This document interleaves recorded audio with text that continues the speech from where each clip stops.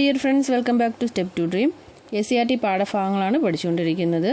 SCERT 8ാം ക്ലാസ്സിലെ സാമൂഹ്യശാസ്ത്രം 9 അധ്യായങ്ങൾ പഠിച്ചു കഴിഞ്ഞു. ഇപ്പോൾ 10ാമത്തെ അധ്യായമാണ് നമ്മൾ പഠിക്കാൻ പോകുന്നത്. പാഠത്തിൻ്റെ പേര് ഭൂമിയുടെ പുതപ്പ് എന്നാണ്. ഭൂമിയെ ആവരണം ചെയ്തിരിക്കുന്ന വായുവിൻ്റെ പുതപ്പാണ് അന്തരീക്ഷം. ഭൂമിയെ ആവരണം ചെയ്തിരിക്കുന്ന വായുവിൻ്റെ പുതപ്പാണ് അന്തരീക്ഷം. ഇതിൽ ഓക്സിജൻ, കാർബൺ ഡൈ ഓക്സൈഡ് എന്നിവ ഭൂമിയെ ജീവഗൃഹമായി നിലനിർത്തുന്നതിൽ മുഖ്യ പങ്ക് വഹിക്കുന്നു. അന്തരീക്ഷത്തിൽ ഓക്സിജൻ, കാർബൺ ഡൈ ഓക്സൈഡ് എന്നിവ ഭൂമിയെ ജീവഗൃഹമായി നിലനിർത്തുന്നതിൽ മുഖ്യ പങ്ക് വഹിക്കുന്നു. സസ്യങ്ങൾ അവയുടെ വളർച്ചയ്ക്ക് ആവശ്യമായ ഊർജം പ്രകാശ സംശ്ലേഷണത്തിലൂടെയാണ് സംഭരിക്കുന്നത്. സസ്യങ്ങൾ അവയുടെ വളർച്ചയ്ക്ക് ആവശ്യമായ ഊർജം പ്രകാശ സംശ്ലേഷണത്തിലൂടെയാണ് സംഭരിക്കുന്നത്. പ്രകാശ സംശ്ലേഷണത്തിലൂടെ സസ്യങ്ങൾ ആഗിരണം ചെയ്യുന്നത് കാർബൺ ഡൈ ഓക്സൈഡിനെയാണ്, എന്നാൽ പുറന്തള്ളുന്നത് ഓക്സിജനെയുമാണ്. പ്രകാശ സംശ്ലേഷണത്തിലൂടെ സസ്യങ്ങൾ കാർബൺ ഡൈ ഓക്സൈഡിനെ ആഗിരണം ചെയ്യുകയും ഓക്സിജനെ പുറന്തള്ളുകയും ചെയ്യുന്നു. ഭൂമിയെ ജീവഗ്രഹമായി നിലനിർത്തുന്നതിൽ മുഖ്യ പങ്ക് വഹിക്കുന്ന വാതകങ്ങളാണ് ഓക്സിജനും കാർബൺ ഡൈ ഓക്സൈഡും. ഭൂമിക്ക് ചുറ്റും ഒരു പുതപ്പ് പോലെ നിലകൊള്ളുന്ന അന്തരീക്ഷത്തിലെ വാതകങ്ങളാണ് ജലാംശം, പൊടിപടലം എന്നിവയെ ഭൂമിയോട് ചേർത്ത് നിർത്തുന്നത് ഭൂഗുരുത്വമാണ്. ഭൂമിക്ക് ചുറ്റും ഒരു പുതപ്പ് പോലെ നിലകൊള്ളുന്ന അന്തരീക്ഷത്തിലെ വാതകങ്ങളായ ജലാംശം, പൊടിപടലം എന്നിവയെ ഭൂമിയോട് ചേർത്ത് നിർത്തുന്നത് ഭൂഗുരുത്വമാണ്. അന്തരീക്ഷത്തിൽ ഏറ്റവും കൂടുതൽ അടങ്ങിയിരിക്കുന്ന വാതകം നൈട്രജനാണ്. 78.08% നൈട്രജനാണ് അന്തരീക്ഷത്തിൽ അടങ്ങിയിരിക്കുന്നത്. അന്തരീക്ഷത്തിൽ ഏറ്റവും കൂടുതൽ അടങ്ങിയിരിക്കുന്ന വാതകം നൈട്രജനാണ്. അന്തരീക്ഷത്തിൽ ശതമാനാടിസ്ഥാനത്തിൽ കൂടുതലുള്ള രണ്ടാമത്തെ വാതകമാണ് ഓക്സിജൻ. 20.95%. 20.95%. PSC പരീക്ഷകൾക്ക് 21% എന്ന് റൗണ്ട് ചെയ്താണ് ചോദിക്കാറുള്ളത്. അന്തരീക്ഷത്തിൽ ശതമാനാടിസ്ഥാനത്തിൽ കൂടുതലുള്ള രണ്ടാമത്തെ വാതകമാണ് ഓക്സിജൻ. അന്തരീക്ഷത്തിൽ ഏറ്റവും കൂടുതലുള്ള അലസവാതകമാണ് ആർഗൺ. ഏറ്റവും കൂടുതലുള്ള അലസവാതകമാണ് ആർഗൺ. വാതകങ്ങളും അവ അന്തരീക്ഷത്തിൽ എത്ര ശതമാനം അടങ്ങിയിട്ടുണ്ട് എന്നുള്ളതും ഒരു ടേബിളായിട്ട് കൊടുത്തിട്ടുണ്ട്. അതൊന്ന് പറയാം. നൈട്രജൻ 78.08%. ദയവായിട്ട് ഞാൻ 1-2 തവണ പറയും, ദയവായിട്ടൊന്ന് എഴുതി വെച്ച് പഠിക്കുക. ഓക്കെ. നൈട്രജൻ 78.08%. ഓക്സിജൻ 20.95% എന്നോ 21% എന്നോ പഠിക്കാം. ആർഗൺ 0.93%. കാർബൺ ഡൈ ഓക്സൈഡ് 0.037%. Ozone 0.01%. Neon 0.002%. Helium 0.0005%. Krypton 0.0001%. Hydrogen 0.0005%. Xenon 0.0009%. ഭൂമിയോട് ചേർന്ന അന്തരീക്ഷ ഭാഗങ്ങളിൽ വളരെ ഉയർന്ന അളവിൽ അടങ്ങിയിട്ടുള്ള ഒരു ഘടകമാണ് ജല തന്മാത്രകൾ. ഭൂമിയോട് ചേർന്ന അന്തരീക്ഷ ഭാഗങ്ങളിൽ വളരെ ഉയർന്ന അളവിൽ അടങ്ങിയിട്ടുള്ള ഒരു ഘടകമാണ് ജല തന്മാത്രകൾ. പ്രകാശ സംശ്ലേഷണത്തിന് സസ്യങ്ങൾ ഉപയോഗിക്കുന്ന വാതകമാണ് കാർബൺ ഡൈ ഓക്സൈഡ്. പ്രകാശ സംശ്ലേഷണത്തിന് സസ്യങ്ങൾ ഉപയോഗിക്കുന്ന വാതകമാണ് കാർബൺ ഡൈ ഓക്സൈഡ്. സസ്യങ്ങളും മനുഷ്യനും മറ്റു ജന്തുജാലങ്ങളും ശ്വസന പ്രക്രിയയ്ക്കായി ഉപയോഗിക്കുന്ന വാതകമാണ് ഓക്സിജൻ. ഇത് 2017 LDയുടെ ക്വസ്റ്റ്യനാണ്. നമ്മൾ വളരെ നിസ്സാരമായിട്ട് വായിക്കുന്നത് പലരും തെറ്റിച്ചിട്ടുണ്ടെന്ന്. ഓക്കെ. സസ്യങ്ങളും മനുഷ്യനും മറ്റു ജന്തുജാലങ്ങളും ശ്വസന പ്രക്രിയയ്ക്ക് ഉപയോഗിക്കുന്ന വാതകമാണ് ഓക്സിജൻ. ഏത് പ്രക്രിയയിലൂടെയാണ് അന്തരീക്ഷത്തിലെ ജലം നീരാവിയായി മാറുന്നതെന്ന് ചോദിച്ചാൽ ബാഷ്പീകരണത്തിലൂടെയാണ്. ബാഷ്പീകരണത്തിലൂടെയാണ് അന്തരീക്ഷത്തിലെ ജലം നീരാവിയായി മാറുന്നത്. ഉയർന്ന താപനിലയിലുള്ള പ്രദേശങ്ങളിലെ ബാഷ്പീകരണ തോത് വളരെ കൂടുതലായിരിക്കും. ഉയർന്ന താപനിലയിലുള്ള പ്രദേശങ്ങളിലെ ബാഷ്പീകരണ തോത് കൂടുതലായിരിക്കും. അന്തരീക്ഷത്തിലെ ഏത് ഘടകത്തെയാണ് ഘനീകരണ മർമ്മം എന്ന് വിശേഷിപ്പിക്കുന്നതെന്ന് ചോദിച്ചാൽ പൊടിപടലങ്ങളെയാണ്. കണ്ടൻസേഷൻ ന്യൂക്ലിയൈ എന്ന് പറയും. ഘനീകരണ മർമ്മം അഥവാ കണ്ടൻസേഷൻ ന്യൂക്ലിയൈ എന്ന് പറയും. ഓക്കെ. അപ്പോൾ അന്തരീക്ഷത്തിലെ പൊടിപടലങ്ങളെയാണ് ഘനീകരണ മർമ്മമെന്ന് വിശേഷിപ്പിക്കുന്നത്. ആകെ അന്തരീക്ഷ വായുവിൻ്റെ 97% സ്ഥിതി ചെയ്യുന്നത് ഭൗമോപരിതലത്തിൽ നിന്നും ഏകദേശം 29 കിലോമീറ്റർ ഉയരം വരെയാണ്. ആകെ അന്തരീക്ഷ വായുവിൻ്റെ 97% സ്ഥിതി ചെയ്യുന്നത് ഭൗമോപരിതലത്തിൽ നിന്നും ഏകദേശം 29 കിലോമീറ്റർ ഉയരം വരെയാണ്. ഉയരം കൂടും തോറും വാതകങ്ങളുടെ അളവിൽ കുറവ് വരുന്നു. ഉയരം കൂടുന്തോറും വാതകങ്ങളുടെ അളവിൽ എന്ത് മാറ്റമാണ് ഉണ്ടാകുന്നത്? കുറവ് വരുന്നു. ശൈത്യമേഖലാ രാജ്യങ്ങളിൽ കെട്ടിടം നിർമ്മിക്കുമ്പോൾ സ്ഫടികം കൂടുതലായി ഉപയോഗിക്കാൻ കാരണം എന്തെന്ന് ചോദിച്ചാൽ സ്ഫടികത്തിന് സൗരോർജം കടത്തിവിടാനുള്ള കഴിവുണ്ട്. സ്ഫടികത്തിന് ഭൗമവികിരണത്തെ തടഞ്ഞു നിർത്താനുള്ള കഴിവുണ്ട്. ഈ കാരണങ്ങൾ കൊണ്ടാണ് ശൈത്യമേഖലാ രാജ്യങ്ങളിൽ കെട്ടിടം നിർമ്മിക്കുമ്പോൾ സ്ഫടികം കൂടുതലായി ഉപയോഗിക്കുന്നത്. കാരണം എന്താണ്? സ്ഫടികത്തിന് സൗരോർജം കടത്തിവിടാനുള്ള കഴിവുണ്ട്. സ്ഫടികത്തിന് ഭൗമവികിരണത്തെ തടഞ്ഞു നിർത്താനുള്ള കഴിവുമുണ്ട്. ഭൂമിയിൽ നിന്നുയരുന്ന ഭൗമവികിരണത്തെ ആഗിരണം ചെയ്ത് ഭൂമിയോടടുത്തുള്ള അന്തരീക്ഷ താപനില കുറയാതെ നിലനിർത്തുന്ന പ്രതിഭാസമാണ് ഹരിതഗൃഹ പ്രഭാവം അഥവാ ഗ്രീൻ ഹൗസ് എഫക്റ്റ്. ഭൂമിയിൽ നിന്നുയരുന്ന ഭൗമവികിരണത്തെ ആഗിരണം ചെയ്ത് ഭൂമിയോടടുത്തുള്ള അന്തരീക്ഷത്തിലെ താപനില കുറയാതെ നിലനിർത്തുന്ന പ്രതിഭാസമാണ് ഹരിതഗൃഹ പ്രഭാവം അഥവാ greenhouse effect. Okay, previous question ആണ്. ഹരിതഗൃഹവാതകങ്ങൾ ഏതെല്ലാം? Carbon dye oxide, methane, ozone ഇവ ഹരിതഗൃഹവാതകങ്ങൾ എന്നറിയപ്പെടുന്നു. ഹരിതഗൃഹവാതകങ്ങൾ ഏതെല്ലാം? Carbon dye oxide, methane, ozone. ഉൾപ്പെടാത്തത് ഏത്? 4 ഓപ്ഷൻ തന്നിട്ട് ഇതിൽ ഉൾപ്പെടാത്തത് ഏതെന്ന് ക്വസ്റ്റ്യൻ ചോദിച്ചിട്ടുണ്ട്.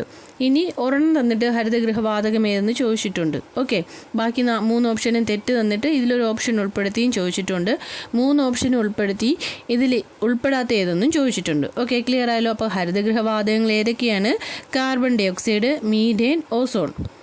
വിവിധ മാർഗങ്ങളിലൂടെ സ്വതന്ത്രമാക്കപ്പെടുന്ന ഹരിതഗൃഹവാതകങ്ങളിൽ ഏറ്റവും കൂടുതലുള്ളത് കാർബൺ ഡൈ ഓക്സൈഡാണ്.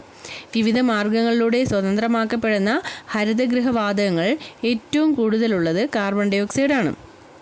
ഹരിതഗൃഹവാതകങ്ങൾ അന്തരീക്ഷത്തിലെത്തുന്നത് അഗ്നിപർവ്വത സ്ഫോടനം, ജൈവ വസ്തുക്കളുടെ ജീർണനം, വനനശീകരണം, ധാതു ഇന്ധനങ്ങൾ കത്തിക്കൽ എന്നിവയിലൂടെയാണ്. ഹരിതഗൃഹവാതകങ്ങൾ അന്തരീക്ഷത്തിലെത്തുന്നത് അഗ്നിപർവ്വത സ്ഫോടനം, ജൈവവസ്തുക്കളുടെ ജീർണനം, വനനശീകരണം, ധാതു ഇന്ധനങ്ങൾ കത്തിക്കൽ എന്നിവയിലൂടെയാണ്.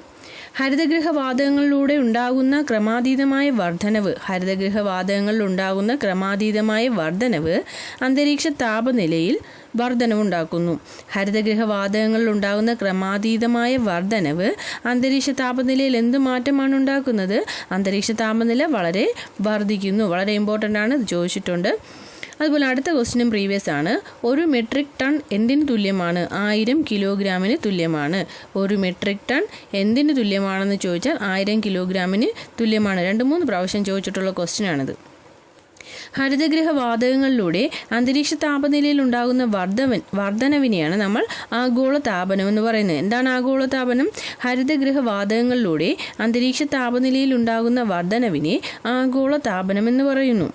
ഓക്കെ, 20-ാം നൂറ്റാണ്ടിൽ ഹരിതഗൃഹവാതകങ്ങളുടെ അളവിലുണ്ടായ ക്രമാതീതമായ വർധനവ് അന്തരീക്ഷത്തിൻ്റെ ശരാശരി താപനിലയിൽ 0.4 ഡിഗ്രി വർധനവുണ്ടാക്കിയതായിട്ട് പഠനങ്ങൾ തെളിയിച്ചു. അതായത് 20-ാം നൂറ്റാണ്ടിൽ ഹരിതഗൃഹവാതകങ്ങളുടെ അളവിലുണ്ടായ ക്രമാതീതമായ വർധനവ് അന്തരീക്ഷത്തിൻ്റെ ശരാശരി താപനിലയിൽ എത്ര ശതമാനം വർധനവുണ്ടാക്കി? 0.4 ഡിഗ്രി വർധനവ് ഉണ്ടാക്കിയതായിട്ട് പഠനങ്ങൾ തെളിയിച്ചിട്ടുണ്ട്. ഓക്കെ, അപ്പോൾ എന്താണ് ആഗോളതാപനം? ഹരിതഗൃഹവാതകങ്ങളിലൂടെ അന്തരീക്ഷ താപനിലയിൽ ഉണ്ടാകുന്ന വർധനവിനെയാണ് ആഗോളതാപനം എന്ന് പറയുന്നത്. ഹരിതഗൃഹവാതകങ്ങൾ നിയന്ത്രിക്കുന്നതിനായുള്ള ആഗോള ശ്രമങ്ങളിൽ ഏറ്റവും പ്രധാനപ്പെട്ടതാണ് ക്യോട്ടോ പ്രോട്ടോക്കോൾ. ഹരിതഗൃഹവാതകങ്ങൾ നിയന്ത്രിക്കുന്നതിനായുള്ള ആഗോള ശ്രമങ്ങളിൽ ഏറ്റവും പ്രധാനപ്പെട്ടതാണ് ക്യോട്ടോ പ്രോട്ടോക്കോൾ. 1997 ജപ്പാനിൽ വെച്ചാണ് ക്യോട്ടോ ഉച്ചകോടി നടന്നത്. 1997 എവിടെ വെച്ചാണ്? ജപ്പാനിൽ വെച്ചാണ് ക്യോട്ടോ ഉച്ചകോടി നടന്നത്. എത്ര രാജ്യങ്ങളുടെ അംഗീകാരമാണ്? 141 രാജ്യങ്ങളുടെ അംഗീകാരത്തോടെ ക്യോട്ടോ പ്രോട്ടോകോൾ നിലവിൽ വന്നത് 2005 അപ്പോൾ എവിടെ വെച്ചാണ് ക്യോട്ടോ പ്രോട്ടോകോൾ നടന്നത്? ക്യോട്ടോ ഉച്ചകോടി നടന്നത് ജപ്പാനിൽ വെച്ചാണ്. വർഷം 1997. ഇതെന്തിനു വേണ്ടിയിട്ടാണ്? ഹരിതഗൃഹവാതകങ്ങൾ നിയന്ത്രിക്കുന്നതിനുള്ള ആഗോള ശ്രമങ്ങളിൽ ഏറ്റവും പ്രധാനപ്പെട്ടതാണ് ക്യോട്ടോ പ്രോട്ടോകോൾ. എത്ര രാജ്യങ്ങളുടെ അംഗീകാരമാണ് ഉണ്ടായിരുന്നത്? 141 രാജ്യങ്ങൾ. ഈ 141 രാജ്യങ്ങളുടെ അംഗീകാരത്തോടെ എന്നാണ് നിലവിൽ വന്നത്? 2005 നിലവിൽ വന്നത്.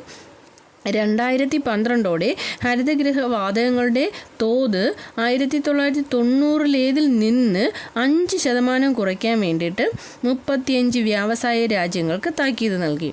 അത് ഈ പ്രോട്ടോകോൾ എന്താണ് ചെയ്തത്? 2005 നിലവിൽ വന്നു. 2012 ഹരിതഗൃഹവാതകങ്ങളുടെ തോത് ഏത് വർഷത്തിൽ നിന്ന്? 1990 നിന്ന് 5% കുറയ്ക്കണമെന്ന് 35 വ്യാവസായിക രാജ്യങ്ങൾക്ക് താക്കീത് നൽകി. ഈ വ്യാവസായിക രാജ്യങ്ങളാണല്ലോ എന്ത് വർദ്ധിപ്പിക്കുന്നത്? ഹരിതഗൃഹവാതകങ്ങൾ വർദ്ധിപ്പിക്കുന്നത് അല്ലേ? അപ്പോൾ അവർക്ക് താക്കീത് നൽകി. സൂര്യനിൽ നിന്നുള്ള ഹാനികരമായ അൾട്രാവയലറ്റ് രശ്മികളെ ആഗിരണം ചെയ്യുകയും ഭൂമിയിലെ ജീവജാലങ്ങളെ സംരക്ഷിക്കുകയും ചെയ്യുന്നത് ഓസോൺ പാളിയാണ്. നമുക്കറിയാവുന്ന പോയിന്റാണ്.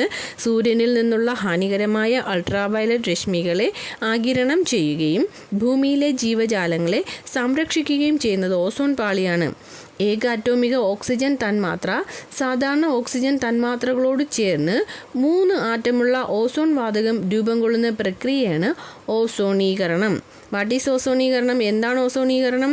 ഏക അറ്റോമിക ഓക്സിജൻ തന്മാത്രകൾ സാധാരണ ഓക്സിജൻ തന്മാത്രകളോട് ചേർന്ന് 3 ആറ്റമുള്ള ഓസോൺ വാതകം രൂപം കൊള്ളുന്ന പ്രക്രിയയാണ് ഓസോണീകരണം. ഓക്കെ, ഇത് നടക്കുന്നത് അന്തരീക്ഷത്തിൽ ഏകദേശം 20 മുതൽ 50 കിലോമീറ്റർ വരെ ഉയരത്തിലാണ്. അപ്പോൾ ഓസോണീകരണം നടക്കുന്നത് അന്തരീക്ഷത്തിൽ ഏകദേശം 20 മുതൽ 50 കിലോമീറ്റർ വരെ ഉയരത്തിലാണ്. ഓസോൺ ശോഷണത്തിന് കാരണമാകുന്ന നിരവധി ഉൽപ്പന്നങ്ങളെ ഘട്ടം ഘട്ടമായി നിരോധിക്കുന്നതിനായുള്ള അന്താരാഷ്ട്ര ഉടമ്പടിയാണ് മോൺട്രിയൽ പ്രോട്ടോകോൾ. അപ്പോൾ ക്യോട്ടോ പ്രോട്ടോകോൾ നിലവിൽ വന്നത് 2005 141 രാജ്യങ്ങളുടെ അംഗീകാരത്തോടെയാണ് നിലവിൽ വന്നത്. 1997 ജപ്പാനിൽ വെച്ചാണ് ക്യോട്ടോ ഉച്ചകോടി നടന്നത്. എന്നാൽ ഓസോൺ ശോഷണത്തിന് കാരണമാകുന്ന നിരവധി ഉൽപ്പന്നങ്ങളെ ഘട്ടം ഘട്ടമായി നിരോധിക്കുന്നതിനായുള്ള അന്താരാഷ്ട്ര ഉടമ്പടിയാണ് മോൺട്രിയൽ പ്രോട്ടോകോൾ. 1987 വിയന്നയിൽ വെച്ച് നടന്ന ഉച്ചകോടിയുടെ ഭാഗമായാണ് മോൺട്രിയൽ പ്രോട്ടോകോൾ രൂപപ്പെട്ടത്. ജപ്പാനിൽ വെച്ച് ഉള്ളതാണ് ക്യോട്ടോ പ്രോട്ടോകോൾ. എന്നാൽ വിയന്നയിൽ വെച്ച് നടന്ന ഉച്ചകോടിയുടെ ഭാഗമായാണ് മോൺട്രിയൽ പ്രോട്ടോകോൾ രൂപപ്പെട്ടത്. ഓക്കെ, അന്തരീക്ഷത്തിലെ ഓസോൺ പാളിയിൽ ഉണ്ടാകുന്ന ശോഷണത്തിനെയാണ് ഓസോൺ സുഷിരം അഥവാ ഓസോൺ ഹോൾ എന്ന് പറയുന്നത്. അന്തരീക്ഷത്തിലെ ഓസോൺ പാളിയിൽ ഉണ്ടാകുന്ന ശോഷണത്തിന് ഓസോൺ ഹോൾ എന്നോ ഓസോൺ സുഷിരമെന്നോ പറയാം. ഓക്കെ, ഓസോൺ ശോഷണത്തിന് കാരണമാകുന്ന വാതകങ്ങളാണ് ക്ലോറിനും ബ്രോമിനും. ഓരോ ക്ലോറിൻ ആറ്റത്തിനും 100,000-ഓളം ഓസോൺ തന്മാത്രകളെ വിഘടിപ്പിക്കാൻ കഴിയുമെന്ന് കണക്കാക്കപ്പെടുന്നു. അപ്പോൾ ക്ലോറിനും ബ്രോമിനുമാണ് ഓസോൺ ശോഷണത്തിന് കാരണമാകുന്നത്. ഓരോ ക്ലോറിൻ ആറ്റത്തിനും 100,000-ഓളം ഓസോൺ തന്മാത്രകളെ വിഘടിപ്പിക്കാൻ കഴിയുമെന്ന് കണക്കാക്കപ്പെടുന്നു. ബ്രോമിനാണെങ്കിൽ ഇതിൻ്റെ 40 മടങ്ങ് കഴിവുണ്ടെന്നാണ് പറയുന്നത്. ലോക ഓസോൺ ദിനം സെപ്റ്റംബർ 16. കൊച്ചു കുഞ്ഞുങ്ങൾക്ക് പോലും അറിയാവുന്ന ക്വസ്റ്റ്യനാണ്, പല പ്രാവശ്യം PSC ചോദിച്ചിട്ടുള്ളതുമാണ്. ലോക ഓസോൺ ദിനം സെപ്റ്റംബർ 16. ഭൗമ ഉപരിതലത്തിൽ നിന്ന് 90 കിലോമീറ്റർ ഉയരം വരെ സ്ഥിതി ചെയ്യുന്ന ഭാഗമാണ് ഹോമോസ്ഫിയർ. അപ്പോൾ എന്താണ് ഹോമോസ്ഫിയർ? ഭൗമ ഉപരിതലത്തിൽ നിന്ന് 90 കിലോമീറ്റർ ഉയരം വരെ സ്ഥിതി ചെയ്യുന്ന ഭാഗമാണ് ഹോമോസ്ഫിയർ. ഇവിടെ വാതക സംരചന ഏകദേശം ഒരുപോലെ കാണപ്പെടുന്നു. ഭൗമോപരിതലത്തിൽ നിന്നും 90 കിലോമീറ്ററിന് മുകളിലായി സ്ഥിതി ചെയ്യുന്ന ഭാഗമാണ് ഹെറ്ററോസ്ഫിയർ. ഭൗമോപരിതലത്തിൽ നിന്നും 90 കിലോമീറ്ററിന് മുകളിലായി സ്ഥിതി ചെയ്യുന്ന ഭാഗമാണ് ഹെറ്ററോസ്ഫിയർ. വിവിധ ഉയരങ്ങളിലെ താപത്തിനനുസരിച്ച് അന്തരീക്ഷത്തെ 4 മണ്ഡലങ്ങളായി തരംതിരിക്കാം. വിവിധ ഉയരങ്ങളിലെ താപത്തിനനുസരിച്ച് അന്തരീക്ഷത്തെ 4 മണ്ഡലങ്ങളായി തരംതിരിക്കാം. പ്രധാന അന്തരീക്ഷ മണ്ഡലങ്ങളെ തമ്മിൽ വേർതിരിക്കുന്ന അന്തരീക്ഷ ഭാഗങ്ങളെ സംക്രമണ മേഖലകളെന്നാണ് പറയുന്നത്. പ്രധാന അന്തരീക്ഷ മണ്ഡലങ്ങളെ തമ്മിൽ വേർതിരിക്കുന്ന അന്തരീക്ഷ ഭാഗങ്ങളെ സംക്രമണ മേഖലകളെന്ന് പറയുന്നു. ഭൂമിയോട് ചേർന്ന് സ്ഥിതി ചെയ്യുന്നതും ഏകദേശം 13 കിലോമീറ്റർ ഉയരം വരെ വ്യാപിച്ചു കിടക്കുന്നതുമായ അന്തരീക്ഷ മണ്ഡലമാണ് ട്രോപ്പോസ്ഫിയർ. ഭൂമിയോട് ചേർന്ന് സ്ഥിതി ചെയ്യുന്നതും ഏകദേശം 13 കിലോമീറ്റർ ഉയരം വരെ വ്യാപിച്ചു കിടക്കുന്നതുമായ അന്തരീക്ഷ മണ്ഡലമാണ് ട്രോപ്പോസ്ഫിയർ. ഭൂമധ്യരേഖാ പ്രദേശത്ത് ട്രോപ്പോസ്ഫിയറിന് ഏകദേശം 18 കിലോമീറ്റർ വരെ ഉയരമുണ്ട്. ഭൂമധ്യരേഖാ പ്രദേശത്ത് ട്രോപ്പോസ്ഫിയറിന് ഏകദേശം 18 കിലോമീറ്റർ വരെ ഉയരമുണ്ട്. മേഘരൂപീകരണം, മഴ, മഞ്ഞ്, കാറ്റ്, ഇടിമിന്നൽ തുടങ്ങിയ അന്തരീക്ഷ പ്രതിഭാസങ്ങൾ ട്രോപ്പോസ്ഫിയറിലാണ് സംഭവിക്കുന്നത്. പ്രീവിയസ് ക്വസ്റ്റ്യൻ ആണ്. മേഘരൂപീകരണം ഏത് മണ്ഡലത്തിൽ സംഭവിക്കുന്നു? ട്രോപ്പോസ്ഫിയറിൽ. അതുപോലെ മഴ, മഞ്ഞ്, കാറ്റ്, ഇടിമിന്നൽ തുടങ്ങിയ അന്തരീക്ഷ പ്രതിഭാസങ്ങൾ ട്രോപ്പോസ്ഫിയറിലാണ് സംഭവിക്കുന്നത്. അപ്പോൾ ഏതൊക്കെയാണ് ട്രോപ്പോസ്ഫിയറിൽ സംഭവിക്കുന്നത്? മേഘരൂപീകരണം, മഴ, മഞ്ഞ്, കാറ്റ്, ഇടിമിന്നൽ. ഓക്കെ, ക്ലിയർ ആയല്ലോ? ട്രോപ്പോസ്ഫിയറിൽ ഓരോ 165 മീറ്റർ ഉയരത്തിനും 1 ഡിഗ്രി സെൽഷ്യസ് എന്ന തോതിൽ താപം കുറഞ്ഞു വരുന്നതിനെ ക്രമമായ താപനഷ്ട നിരക്കെന്ന് പറയുന്നു. ഇത് പ്രീവിയസ് ആണ്. ഓരോ 165 മീറ്റർ ഉയരത്തിനും എത്ര ഡിഗ്രി സെൽഷ്യസ് എന്ന തോതിലാണ് താപം കുറയുന്നത് എന്നത് പ്രീവിയസ് ക്വസ്റ്റ്യൻ ആണ്. ശ്രദ്ധിച്ച് പഠിക്കുക. ട്രോപ്പോസ്ഫിയറിൽ ഓരോ 165 മീറ്റർ ഉയരത്തിനും 1 ഡിഗ്രി സെൽഷ്യസ്, എത്ര ഡിഗ്രി സെൽഷ്യസ്? 1 ഡിഗ്രി സെൽഷ്യസ് എന്ന തോതിൽ താപം കുറഞ്ഞു വരുന്നു. ഇതിനെ ക്രമമായ താപനഷ്ട നിരക്കെന്നാണ് പറയുന്നത്. പ്രധാന അന്തരീക്ഷ മണ്ഡലങ്ങളെ തമ്മിൽ വേർതിരിക്കുന്ന അന്തരീക്ഷ ഭാഗങ്ങളെ പറയുന്ന പേര് സംക്രമണ മേഖലകളെന്നാണ്. പ്രധാന അന്തരീക്ഷ മണ്ഡലങ്ങളെ തമ്മിൽ വേർതിരിക്കുന്ന അന്തരീക്ഷ ഭാഗങ്ങളെ പറയുന്ന പേരാണ് സംക്രമണ മേഖലകൾ. ട്രോപ്പോസ്ഫിയറിന് മുകളിലുള്ള സംക്രമണ മേഖലയാണ് ട്രോപ്പോപാസ്. ട്രോപ്പോസ്ഫിയറിന് മുകളിലുള്ള സംക്രമണ മേഖലയാണ് ട്രോപ്പോപാസ്. ട്രോപ്പോപാസിൽ തുടങ്ങി ഭൂമിയിൽ നിന്ന് ഏകദേശം 50 കിലോമീറ്റർ ഉയരം വരെ വ്യാപിച്ചു കിടക്കുന്ന അന്തരീക്ഷ മണ്ഡലമാണ് സ്ട്രാറ്റോസ്ഫിയർ. ട്രോപ്പോപാസിൽ തുടങ്ങി ഭൂമിയിൽ നിന്ന് ഏകദേശം 50 കിലോമീറ്റർ ഉയരം വരെ വ്യാപിച്ചു കിടക്കുന്ന അന്തരീക്ഷ മണ്ഡലമാണ് സ്ട്രാറ്റോസ്ഫിയർ. സ്ട്രാറ്റോസ്ഫിയറിൻ്റെ താഴ്ന്ന വിതാനങ്ങളിൽ ഉയരം കൂടുന്നതിനനുസരിച്ച്, പ്രീവിയസ് ക്വസ്റ്റ്യൻ ആണ്, ശ്രദ്ധിച്ച് പഠിക്കുക. സ്ട്രാറ്റോസ്ഫിയറിൻ്റെ താഴ്ന്ന വിതാനങ്ങളിൽ ഉയരം കൂടുന്നതിനനുസരിച്ച് താപനിലയിൽ മാറ്റം അനുഭവപ്പെടുന്നില്ല. സ്ട്രാറ്റോസ്ഫിയറിൻ്റെ താഴ്ന്ന വിതാനങ്ങളിൽ ഉയരം കൂടുന്നതിനനുസരിച്ച് എന്ത് മാറ്റം വരുന്നില്ല? താപനിലയിൽ മാറ്റം വരുന്നില്ല. ഈ മേഖല സമതാപ മേഖല എന്നാണ് അറിയപ്പെടുന്നത്. ക്വസ്റ്റ്യൻ ഇങ്ങനെയായിരുന്നു. പ്രീവിയസ് സ്ട്രാറ്റോസ്ഫിയറിൻ്റെ താഴ്ന്ന വിതാനങ്ങൾ ഉയരം കൂടുന്നതിനനുസരിച്ച് താപനിലയിൽ മാറ്റം ഉണ്ടാകുമോ ഇല്ലയോ എന്നതായിരുന്നു ക്വസ്റ്റ്യൻ. ഓസോൺ പാളി കാണപ്പെടുന്നത് സ്ട്രാറ്റോസ്ഫിയറിലാണ്. പ്രീവിയസ് ക്വസ്റ്റ്യൻ ആണ്. ഓസോൺ പാളി എവിടെ കാണപ്പെടുന്നു? സ്ട്രാറ്റോസ്ഫിയറിലാണ്. ഓസോൺ പാളി ഏത് മണ്ഡലത്തിൽ, ഏത് അന്തരീക്ഷ മണ്ഡലത്തിലാണെന്ന് ചോദിക്കാം. എവിടെ കാണപ്പെടുന്നു എന്ന് ചോദിക്കാം. ആൻസർ ഇതാണ്, സ്ട്രാറ്റോസ്ഫിയർ. അപ്പോൾ ഓസോൺ പാളി എവിടെയാണ് കാണപ്പെടുന്നത്, അല്ലെങ്കിൽ ഏത് അന്തരീക്ഷ മണ്ഡലത്തിലാണ് കാണപ്പെടുന്നത്? സ്ട്രാറ്റോസ്ഫിയറിലാണ് കാണപ്പെടുന്നത്. ഓസോൺ പാളിക്ക് ഹാനികരമായ അൾട്രാവയലറ്റ് കിരണങ്ങളെ ആഗിരണം ചെയ്ത് ഭൂമിയിലെത്താതെ നിയന്ത്രിക്കുന്നത് സ്ട്രാറ്റോസ്ഫിയറാണ്. ഓസോൺ പാളിക്ക് ഹാനികരമായ അൾട്രാവയലറ്റ് കിരണങ്ങളെ ആഗിരണം ചെയ്ത് ഭൂമിയിലെത്താതെ നിയന്ത്രിക്കുന്നതാരാണ്? സ്ട്രാറ്റോസ്ഫിയറാണ്. അടുത്തത് പ്രീവിയസ് ക്വസ്റ്റ്യൻ ആണ്. ജെറ്റ് വിമാനങ്ങളുടെ സുഗമമായ സഞ്ചാരത്തിന് ഏറ്റവും അനുയോജ്യമായ അന്തരീക്ഷ മണ്ഡലമാണ് സ്ട്രാറ്റോസ്ഫിയർ. ജെറ്റ് വിമാനങ്ങളുടെ സുഗമമായ സഞ്ചാരത്തിന് ഏറ്റവും അനുയോജ്യമായ അന്തരീക്ഷ മണ്ഡലമാണ് സ്ട്രാറ്റോസ്ഫിയർ. തെളിഞ്ഞ അന്തരീക്ഷ സ്ഥിതിയും വായു അറകളുടെ അസാന്നിധ്യവും ഏത് അന്തരീക്ഷ മണ്ഡലത്തിൻ്റെ പ്രത്യേകതയാണെന്ന് ചോദിച്ചാൽ അതും സ്ട്രാറ്റോസ്ഫിയറിൻ്റെയാണ്. തെളിഞ്ഞ അന്തരീക്ഷ സ്ഥിതിയും വായു അറകളുടെ അസാന്നിധ്യവും സ്ട്രാറ്റോസ്ഫിയറിൻ്റെ പ്രത്യേകതയാണ്. സ്ട്രാറ്റോസ്ഫിയറിന് മുകളിലുള്ള സംക്രമണ മേഖലയാണ് സ്ട്രാറ്റോപാസ്. സ്ട്രാറ്റോസ്ഫിയറിന് മുകളിലുള്ള സംക്രമണ മേഖലയാണ് സ്ട്രാറ്റോപാസ്. ഭൂമിയിൽ നിന്ന് എത്ര കിലോമീറ്റർ ഉയരം വരെയാണ് മീസോസ്ഫിയർ വ്യാപിച്ചു കിടക്കുന്നത്? 50 മുതൽ 80 കിലോമീറ്റർ വരെയാണ്. ഭൂമിയിൽ നിന്ന് എത്ര കിലോമീറ്റർ ഉയരം വരെയാണ് മീസോസ്ഫിയർ വ്യാപിച്ചു കിടക്കുന്നത്? 50 മുതൽ 80 കിലോമീറ്റർ വരെയാണ്. ഉൽക്കാവർഷ പ്രദേശം എന്നറിയപ്പെടുന്നത് മീസോസ്ഫിയറാണ്. പ്രീവിയസ് ക്വസ്റ്റ്യൻ ആണ്. ഉൽക്കാവർഷ പ്രദേശം എന്നറിയപ്പെടുന്നത് മീസോസ്ഫിയറാണ്. ഉൽക്കാവർഷ പ്രദേശം ഏതാണ്? മീസോസ്ഫിയറാണ്. മീസോസ്ഫിയറിൽ ഉയരം കൂടുന്തോറും താപനില കുറഞ്ഞു വരുന്നു. പ്രീവിയസ് ക്വസ്റ്റ്യൻ ആണ്. മീസോസ്ഫിയറിൽ ഉയരം കൂടുന്തോറും താപനില കുറഞ്ഞു വരുന്നു. മീസോസ്ഫിയറിൽ ഉയരം കൂടുന്തോറും താപനിലയിൽ എന്ത് വ്യത്യാസമാണ് വരുന്നത്? കുറഞ്ഞു വരുന്നു. മീസോസ്ഫിയറിന് മുകളിലുള്ള സംക്രമണ മേഖല എങ്ങനെ അറിയപ്പെടും? മീസോപാസ്. എല്ലാത്തിൻ്റെ കൂടെയും പാസ് ചേർത്ത് പറഞ്ഞാൽ മതി അല്ലേ. മീസോസ്ഫിയറിന് മുകളിലുള്ള സംക്രമണ മേഖല മീസോപാസ് എന്നാണ് അറിയപ്പെടുന്നത്. അന്തരീക്ഷത്തിലെ ഏറ്റവും കുറഞ്ഞ താപനില അനുഭവപ്പെടുന്നത് മീസോപാസിലാണ്. -80 മുതൽ -100 വരെയാണ് ഇവിടുത്തെ താപനില. അപ്പോൾ അന്തരീക്ഷത്തിലെ ഏറ്റവും കുറഞ്ഞ താപനില അനുഭവപ്പെടുന്നത് എവിടെയാണ്? മീസോപാസിലാണ്. -80 മുതൽ -100 വരെയാണ് ഇവിടുത്തെ താപനില. ഏകദേശം 80 മുതൽ 600 കിലോമീറ്റർ വരെ ഉയരത്തിൽ വ്യാപിച്ചു കിടക്കുന്ന അന്തരീക്ഷ മണ്ഡലമാണ് തെർമോസ്ഫിയർ.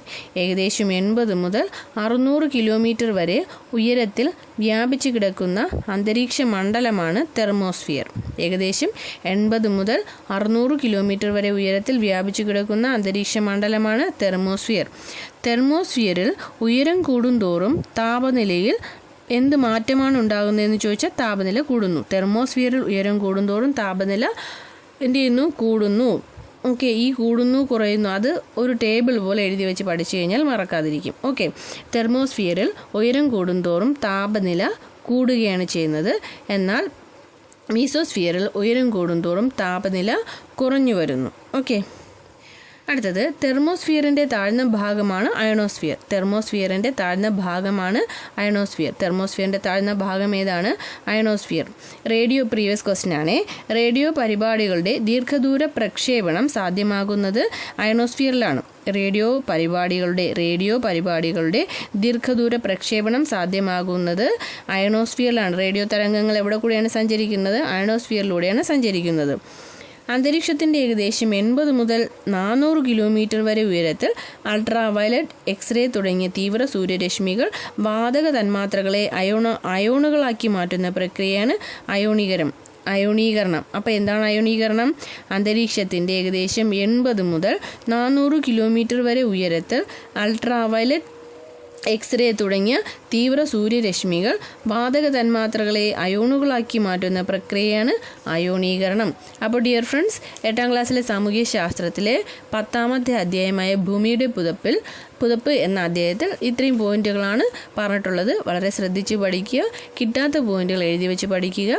അപ്പോൾ എൻ്റെ വീഡിയോ ഇഷ്ടമാകുന്നെങ്കിൽ നിങ്ങൾ ലൈക്ക് ചെയ്യുക, സബ്സ്ക്രൈബ് ചെയ്യുക. പിന്നെ എന്തെങ്കിലും നിങ്ങളുടെ സജഷൻസ് ഉണ്ടെങ്കിൽ കമൻ്റായിട്ട് ഒന്ന് പറഞ്ഞാൽ നന്നായിരിക്കും. അപ്പോൾ അടുത്ത വീഡിയോയുമായി ഉടനെ വരുന്നത് വരെ താങ്ക് യു.